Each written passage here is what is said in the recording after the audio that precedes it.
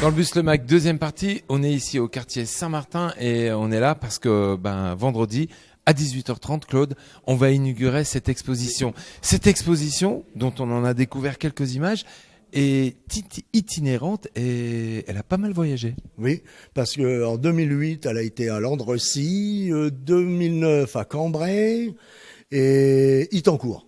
D'où la valeur de cette exposition. Oui.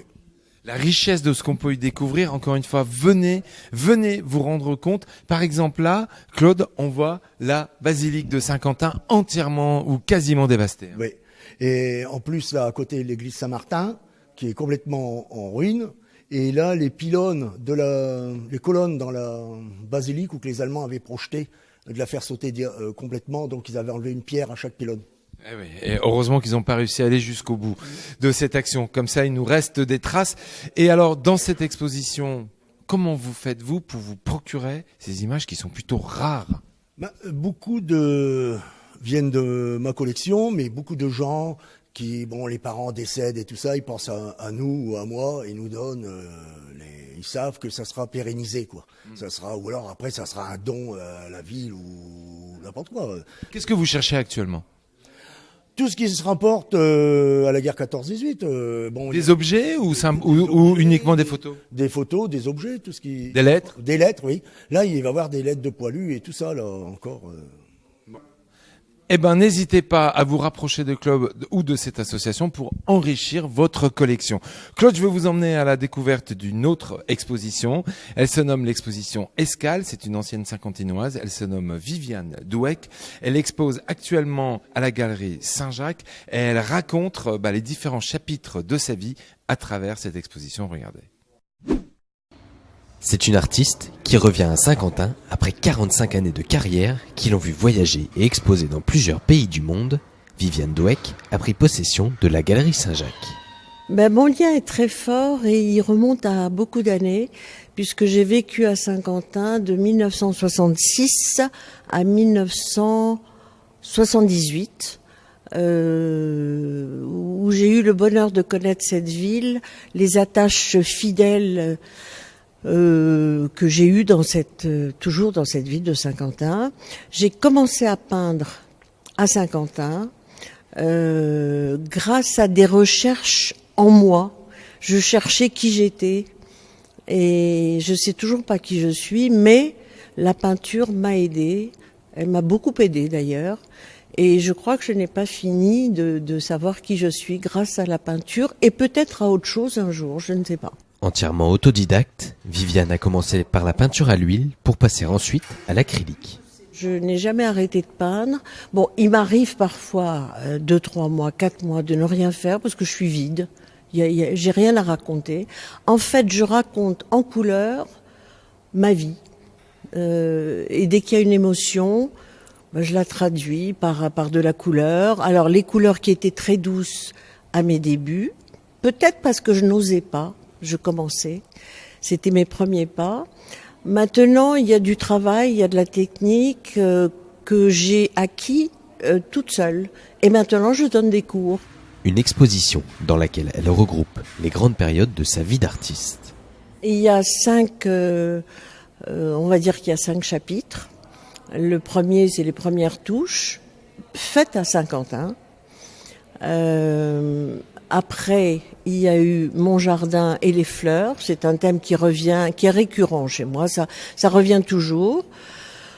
Après, il y a les voyages. J'ai commencé par des carnets de voyage et après, je me suis dit, je vais mettre mes voyages sur des grandes toiles. Et il y a des toiles sur Cuba, Marrakech, Égypte, Tanzanie. Et le dernier en date, c'est Bulgarie. Il y a le thème des femmes. Que j'affectionne particulièrement. Et puis, il y a mon dernier thème qui sont les ciels bretons, que j'aime beaucoup. Enfin, les ciels en général, j'aime. C'est très beau. Très beau parce que je suis libre. Je suis libre dans le ciel. La Bretagne, c'est nouveau. Je ne connaissais pas et je découvre et je trouve que les ciels sont puissants, ils sont beaux, ils racontent beaucoup de choses.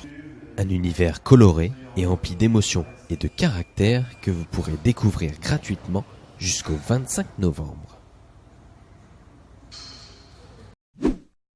Claude, faut que les gens imaginent, hein. Ça, c'est la fin de l'exposition. L'exposition est en cours d'installation. Je rappelle que l'inauguration, ça sera vendredi. Et visible jusqu'à quand cette exposition, Claude? Dimanche 18h. Ça fait court quand même. Oui, ça fait quoi? On aimerait mieux faire une exposition comme ça un peu plus longtemps, mais les locaux, ils manquent, quoi. Allez, on lance l'appel, on cherche un endroit où on peut poser un peu cette exposition itinérante dans le cadre du centenaire de cet armistice. Ça peut être quand même le bienvenu. Il y a plein de scolaires qui pourraient redécouvrir notre ville autrement. Alors, nos amis les élus, les responsables des villes, des salles, si vous avez un endroit où on peut exposer et poser et faire un peu vivre cette exposition très riche, n'hésitez pas à prendre contact avec vous. Comment on fait, Claude, pour se rapprocher de vous? À mon numéro de téléphone. Il est dans le site internet de l'association, adqsm.wordpress.com. Voilà, c'est simple.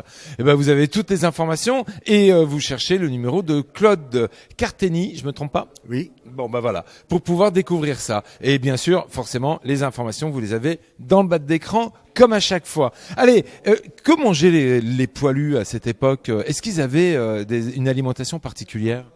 Normalement, ils devaient avoir de la viande. On a tous les panneaux là-dessus, mais pas obligatoirement, ça arrivait. Mais sinon, ils étaient nourris. Mais le problème, c'est qu'ils mangeaient froid ou c'était dégradé avec l'attente et tout ça, quoi. Ouais. Alors je ne sais pas s'ils avaient eux dans leur alimentation ou dans leur habitude la consommation de miel qui est très bon pour la santé et qui renforce nos défenses immunitaires. Ils en avaient forcément besoin. Je vous propose de découvrir la récolte des ruches des entreprises du groupement Polinium. Vous savez, toutes ces entreprises de Saint-Quentin ont hébergé des ruches pour sauver les abeilles. C'était la récolte des ruches. C'était cette semaine. Regardez.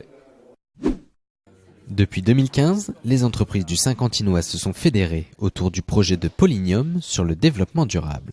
Ça consiste à positionner et donc à conduire, élever une ruche tout au long de l'année et en fin d'année à récolter du miel qui va être mis en pot et qui va donc servir de cadeau pour les entreprises qui vont choisir soit de les offrir à des clients, soit de les offrir en interne à leur personnel. Sur la région, nous avons une quarantaine de ruches et nous avons des ruchers dans différentes régions de France.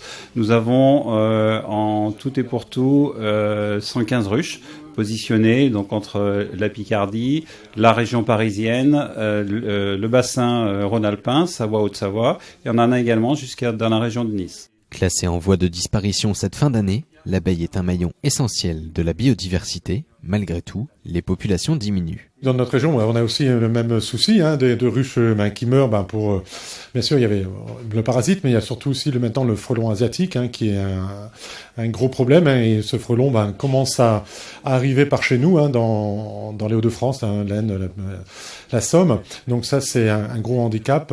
Et nous, les apiculteurs, maintenant, on n'a pas beaucoup de moyens de lutte. C'est surtout des moyens pour essayer d'éviter des pertes, mais c'est vraiment un problème pour nous les apiculteurs. C'est quand même une bonne récolte.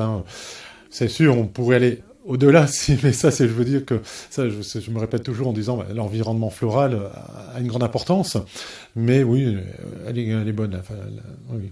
Sur le Saint-Quentinois, ce sont une cinquantaine d'entreprises qui se sont rassemblées autour de ce projet. Au-delà de l'aspect environnemental, la ruche représente l'entreprise. La ruche, c'est un symbole universel. Les abeilles sont un symbole dans toutes les civilisations, partout sur la planète, de quoi?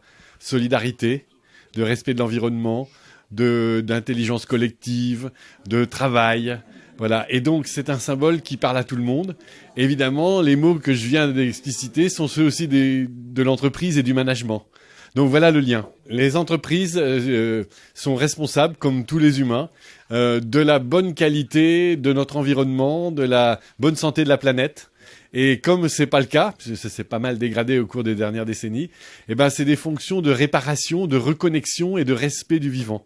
Et peut-être même aussi d'émerveillement pour la nature en général, les animaux en particulier, les abeilles en particulier. C'est une démarche collective qui fait du lien dans l'entreprise, qui fait du lien entre l'entreprise et ses clients et qui fait du lien entre les entreprises d'un même territoire. Et le lien, c'est aussi un autre symbole de la ruche. Les abeilles sont énormément en lien entre elles dans la ruche.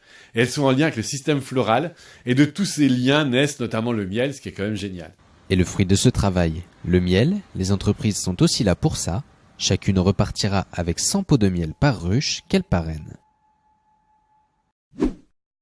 Claude, cette exposition dans laquelle on est implanté là, alors forcément là n'est pas fini d'installer, il y a aussi toute une zone où on a des démonstrations, enfin. Là, il va y avoir des mannequins habillés d'époque, plus des caisses à munitions, différents objets militaires, tout ce qui a été retrouvé dans les champs, des vestiges quoi. Des vestiges. Alors n'hésitez pas à venir découvrir cette exposition. Un grand bravo à vous, aux dizaines de bénévoles qui vous accompagnent tout au long de l'année. Cette expo, elle vaut vraiment le coup d'être vue. J'espère qu'on a pu vous donner envie. Elle commence ce vendredi à partir de 14h. Elle est accessible jusqu'à dimanche non-stop. C'est aussi une manière de faire cette commémoration que de venir simplement, venir et découvrir. Voilà, je vous remercie. Merci beaucoup à vous, Claude.